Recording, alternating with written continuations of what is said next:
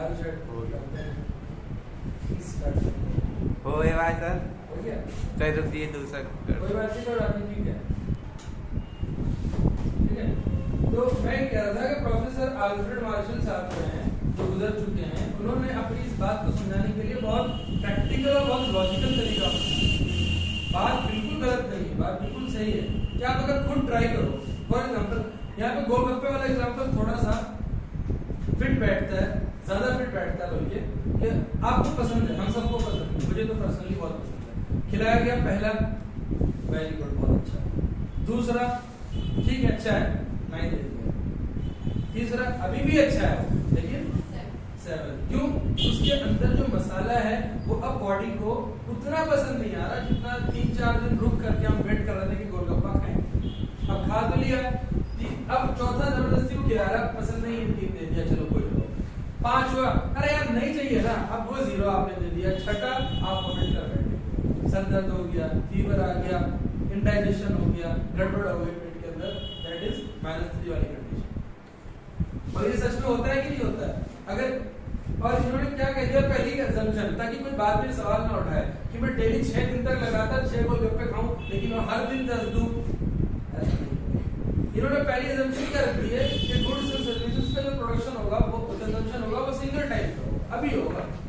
अगर आपको जबरदस्ती अभी कोई बिरयानी खिलाते रहे, किसी को बिरयानी बहुत पसंद है, खाओ खाओ खाओ, जबरदस्ती खिलाते रहो, क्या होगा उससे? अगर एक लेवल तक, तो जहां तक पेट बर्दाश्त कर सकता है वहां तक तो आप उसको बोलते रहेंगे ठीक है ठीक है ठीक है।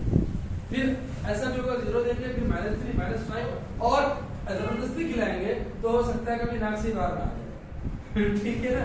तो ये ध्यान रखें। और ये ही इसी को इन्होंने नाम दिया यूटिलिटी, जो प्रोफेसर अल्फ्रेड मार्शल का जो कॉन्सेप्ट है, जिसको कार्डिनल यूटिलिटी कहते हैं, इसमें इन्होंने टोटल यूटिलिटी और मार्जिनल यूटिलिटी समझाने की कोशिश की, जो मैंने यहाँ पे लिखा है TU एंड MU। ठीक है, तो हम एक काम करेंगे ये कि TU को समझते हैं पहले। TU कुछ भी नहीं, ये टोटल यूटिलिटी TU आ जाएगा। ठीक है, टोटल यूटिलिटी कुछ भी नहीं होता। अगर आप इन सबको काउंट करेंगे कितना होगा, 19 + 7 = 26, 26 + 3 = 29, 29 + 3 या 26। TU = 26। TU बात अभी समझ में, ये आपका टोटल यूटिलिटी हो गया। अब भाई साहब टोटल यूटिलिटी जो है ना, ये तो बहुत आसान है। इसी के साथ अब निकल के आएगा मार्जिनल यूटिलिटी। और जब से मैं इकोनॉमिक्स आप लोगों को पढ़ा रहा हूँ, तब से ही मैं कहता आ रहा हूँ कि मार्जिनल वर्ड का मतलब एक बार समझ जाइए तो बार-बार समझने की जरूरत है। मार्जिनल वर्ड का मतलब है पर लेवल, पर स्टेज, एक स्टेज पे कितना चेंज आया।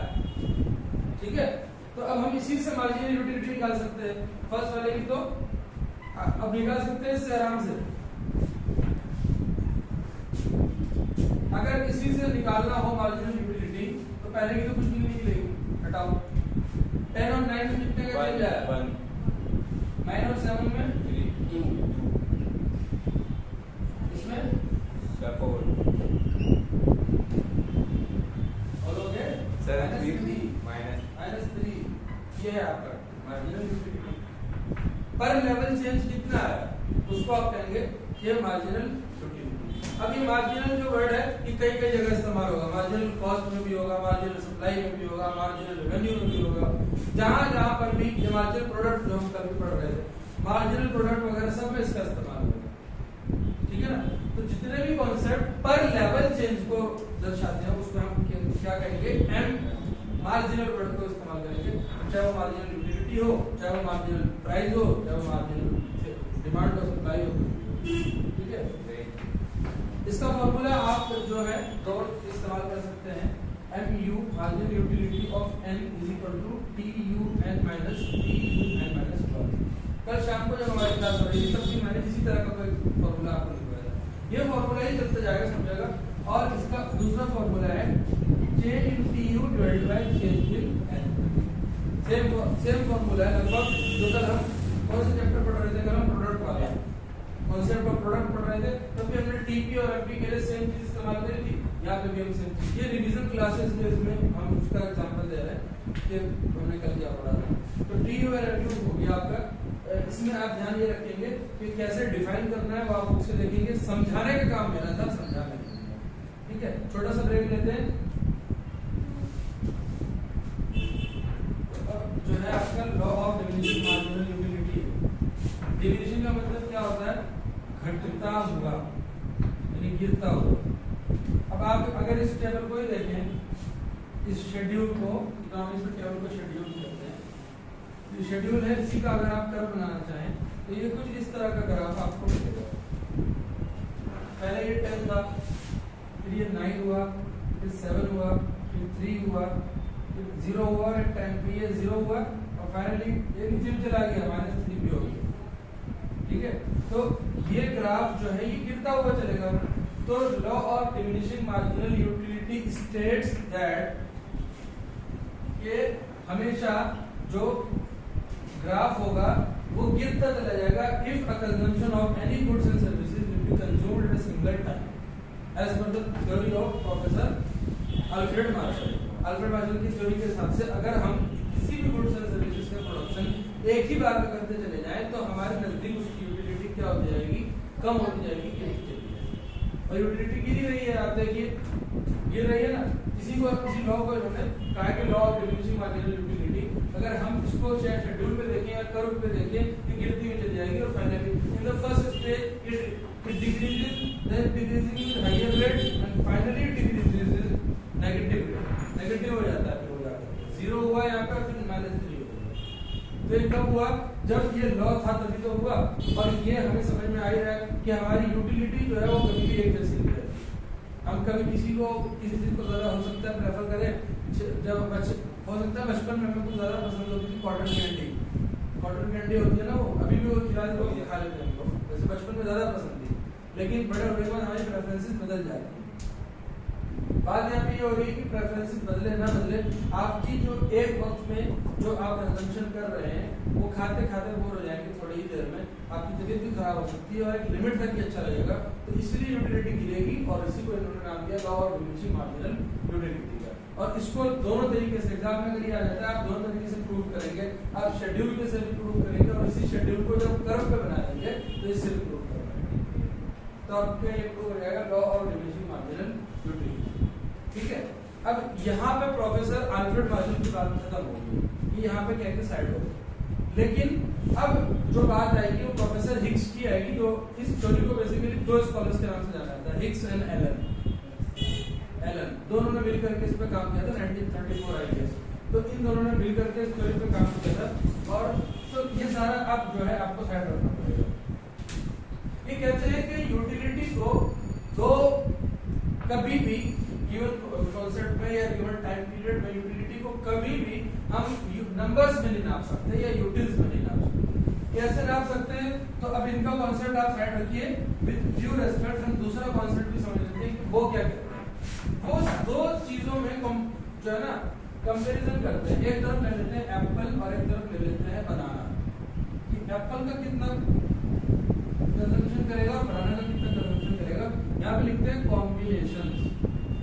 प्रोफेसर हिग्स की थ्योरी है, जिसको आप ऑर्डिनल अप्रोच भी कहते हैं। ठीक है, हिग्सियन मॉडल भी कहते हैं कि बहुत सारे नाम इसको समझते हैं। तो एक combination B C D E F जितने भी आप कॉम्बिनेशन ले लें, तो अगर एप्पल का 0 जो है कंज्यूम कर रहा हो, बनाना 15 ले रहा हो, एप्पल 1 तो बनाना 10, एप्पल 2 तो बनाना 8, एप्पल 3 तो बनाना 5, एप्पल 4 तो ये 1, एप्पल 5 तो ये 0।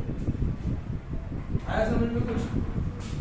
यहाँ पे यूटिलिटी की बात ही नहीं हो रही कुछ। ये मैंने थोड़ा सा ऊपर नीचे लिख दिया, ये सी है, ये डी का है, ई का है, एफ का है। ठीक है, तो यहाँ पे यूटिलिटी की बात ही नहीं हो रही कि कितने मार्क्स आपने दिए। आपने जब एप्पल 1 भी नहीं ले रहे थे तो 15 यूनिट्स लेके बनाना, यानी आप कहीं ना कहीं इसका यूनिट्स लेकर के बोर हो गए, तभी तो 15 से 10 हुआ। और वो आपका जो इंटरेस्ट था वो कहाँ शिफ्ट हो गया? एप्पल की तरफ। इस तरह से घटते घटते ये 0 पे आ गया और ये 5 पे आ गया। अब अगर आपसे सवाल पूछ रहा हूँ बुक से ऐड करके कि अगर इसको हम बढ़ाते चले जाएं, एप्पल का हम कंजम्पशन बढ़ाते जाएं, तो क्या बनाना का कंजम्पशन घटेगा या बढ़ेगा?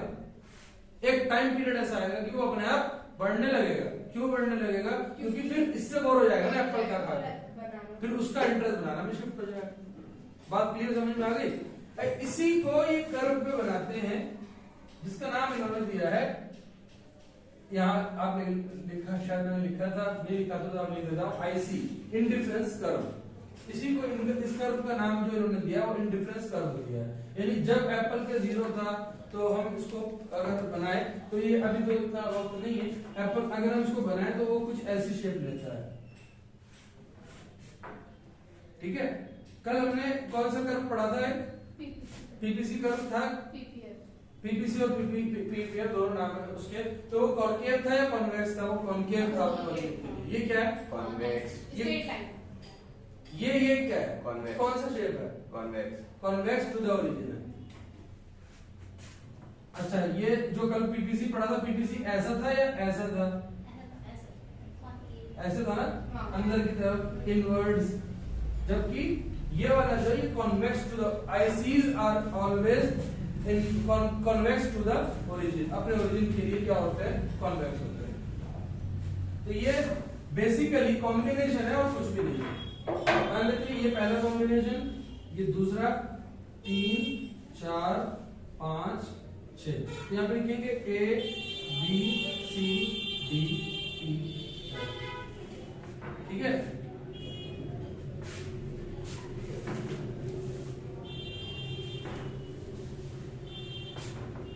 तो ये जो है इस वाले एग्जांपल में तो 0 नहीं है।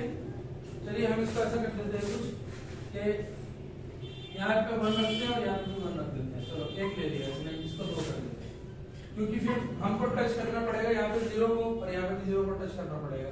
तो हमने थोड़ा सा चेंज किया है कि अभी वो एप्पल का एक ही प्रोडक्ट अगले स्टेज में उसने एक लिया है, लेकिन 2 3 4 5 कर दिया।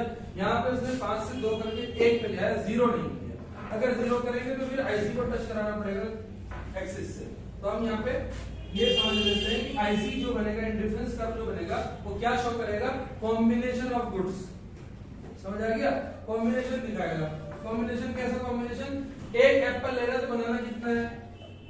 एक एप्पल फिर लिया तो बनाना कितना है? 2 लिया तो कितना? 3 लिया तो कितना? 4 लिया तो कितना? 5 लिया तो कितना? इस तरह का जब बनेगा तो इसको कहेंगे आईसी, इंडिफरेंस कर्व। और इस तरह के क्या एक ही कर्व पे बहुत सारे आईसी बन सकते हैं? बन सकते हैं। अगर हम एक और बनाए, एक और बनाए, एक और बनाए, बनाते चले जाएं तो इसी को कहते हैं इंडिफरेंस मैप। ठीक है, इंडिफरेंस मैप। एक ही पे बहुत सारे अगर बन जाए तो हम बोलेंगे इंडिफरेंस मैप।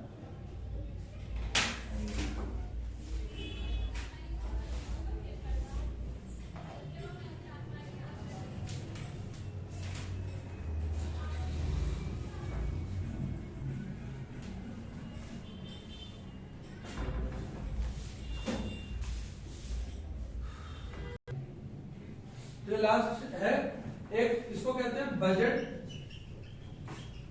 सेट। जब 2 ही गुड्स में आपको अपना पैसा इस्तेमाल करना हो, कंज्यूम करना हो, तो आप क्या करेंगे? एक तरफ आपका गुड 1 है और एक तरफ आपका गुड 2 है। तो जब 0 इसका कंजम्पशन कर रहे थे तो इसका कंजम्पशन 60 था। इसको 10 यूनिट जब देने लगे तो इसके 60-40 हो गए। क्यों? यही सिमिलर कंडीशन फॉलो हो रही है। रीजन कि आपके पास जो इनकम है वो लिमिटेड है और रिसोर्सेज लिमिटेड है, आपके पास पैसा कम है, लिमिटेड है। इसी को जब आप ग्राफ पे शो कर देंगे तो आप देखें 0 यहाँ पे, 60 यहाँ पे, ये 60। अगला 10 40। जब आपने 10 परचेज किए, गुड 1 किए तो ये हो गया 40। उसके बाद 20 20 20 20, उसके बाद 30 0। समझ में आ रहा है कि नहीं आ रहा? समझ आ रहा है? बहुत आसान कॉन्सेप्ट है। इनको ज्वाइन कर देंगे बोर्ड पे। हालांकि मैं पहले कह चुका हूँ बोर्ड पे इतना क्लियर नहीं होता है, क्योंकि बोर्ड पे हम मैथमेटिक्स, यहाँ पे ग्राफ, ये यहाँ बैठेगा पॉइंट। तो ये इसको कहते हैं बजट लाइन। आपका ये पूरा यूनिट कंप्लीट हो चुका है छोटे से कॉन्सेप्ट के साथ, जिसमें इतना टाइम लगाते हैं लोग। एक सिंपल सी बात है कि कंज्यूमर अपना पैसा 2 ही जगह खर्च अगर कर पा रहा है, इसका याद रखिए यूटिलिटी से कोई लेना देना नहीं है। ये एक अलग कॉन्सेप्ट है। ना ये हिग्स से लेना देना है इसका, ना अल्फ्रेड मार्शल से इसका लेना देना है, ठीक है। तो ये एक अलग कॉन्सेप्ट है जिसमें हम बजट लाइन आपकी ये वाली है और बजट सेट आपका ये वाला है, ठीक है। इस लाइन पे आप देखें कि एक टाइम ऐसा था कि गुड 1 भी 0 पे था और एक टाइम ऐसा है कि गुड 2 भी 0 पे आया, ये वाला पॉइंट, ठीक है। तो ये सिंपल सी बात आपको समझनी है, इसको बजट सेट कहते हैं, उसको बजट लाइन कहते हैं। यहाँ पे आपका पूरा यूनिट खत्म हो गया। डिमांड का हमने ऑलरेडी कर रखा है, डिमांड का पूरा कंप्लीटेड है। मेरे ख्याल से शायद उस पर जो आखिरी के इलास्टिसिटी वाले टॉपिक से वो शायद और नहीं है, अगर नहीं होंगे तो हम उसको कल कर लेंगे, लेकिन अभी फिलहाल के लिए तो आपके टीएलएन के हिसाब से 4 चैप्टर पूरे हैं और संदीप घर के हिसाब से 2 यूनिट्स पूरे हैं, ठीक है। अब मिलते हैं जल्दी, इसको बंद करिए फिलहाल के लिए।